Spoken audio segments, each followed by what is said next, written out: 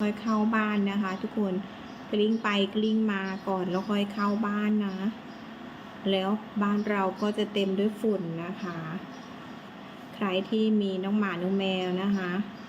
แล้วก็มีหูตาจมูกเยอะแยะมากมายเลยนะทุกคนกดเข้าไปได้ดูเลยนะจ๊ะใครมีอะไรถามได้เลยนะคะอันนี้เป็นรูปตัวหมีนะคะแล้วก็ตัวนี้ก็จะเป็นสีเขียวสีเขียวคาดด้วยสีชมพูอ่อนๆนะคะทิชชู่น้องหมาน้องแมวถ้ากดมาแล้วก็กดได้เลยค่ะ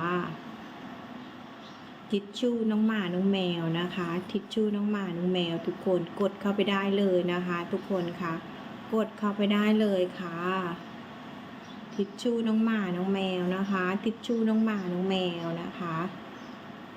กดเข้าไปดูได้เลยนะคะทิชชู่ของน้องหมาน้องแมวนะคะตัวนี้อบอัน